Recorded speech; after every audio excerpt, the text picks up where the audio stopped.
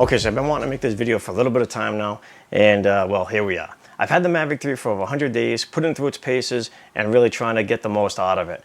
These are my top 3 accessories that I feel helped me get the most out of it, as well as the best quality out of it, and that's going to be the theme. So, here we go. I'm going to put them in order of pricing, and we'll start with the lowest. First of the 3 is the Freewell 2-pot variable ND filter set. This set was sent to me over a month ago by Freewell, asking me to do a review on them. I'll put the link below, and I've been very happy, very impressed with them.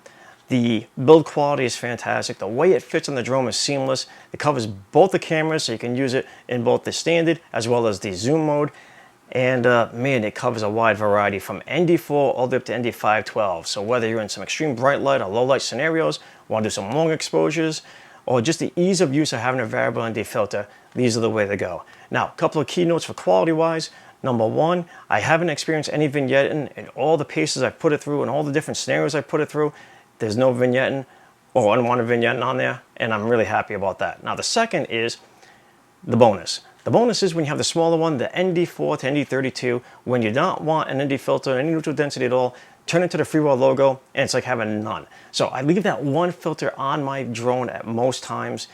Go out to the site. Most of my shots I've been getting lately have been sunrises or sunsets.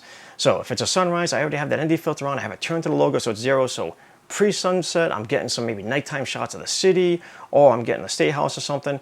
And then as the morning light changes, just bring it in, quick little connection, quick little adjustment, right back up in the air, good to go. So convenience and quality, this variable ND filter set from Freewell is the way to go. Coming in at $69.99. I'll put the link below from Amazon. Delivering next day. Second on my list is an intelligent battery. Always feel like more batteries, more better. So this 5,000 milliamp battery is expensive. They're $209. Now I know they boast a 46-minute flight time. There is no drone that lasts that full flight time. Maybe you get about 40 minutes if you want to drain it down to 0, which I do not like to do. I'd like to go down to about 20% or so, and then I'll change it out for a different battery. So maybe getting over 30 minutes, 35 minutes out of it.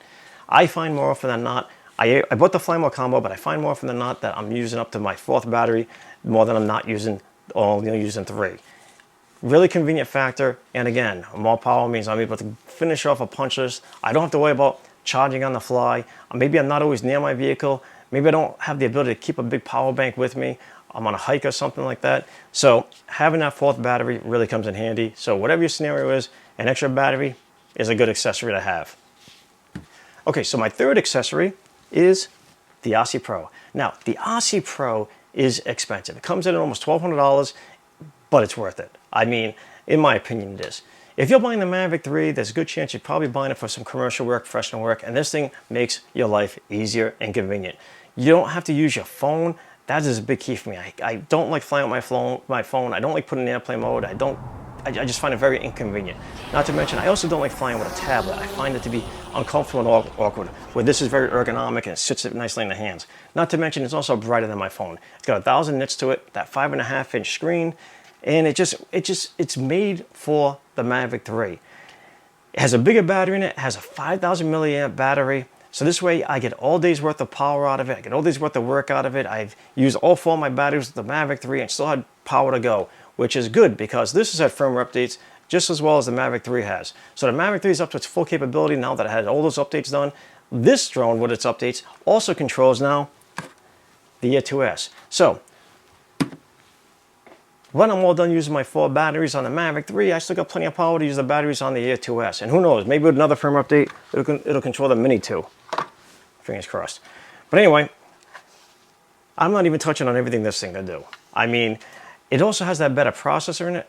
One of the problems I had with the initial smart controller, not just the battery dying out too quick, I had lagging issues. Whether I was using a screen recorder or just in certain scenarios, I don't know if it's interference, but I would have some lagging issues. I have not had any lagging issues at all, and I use the viewback screen in full high definition.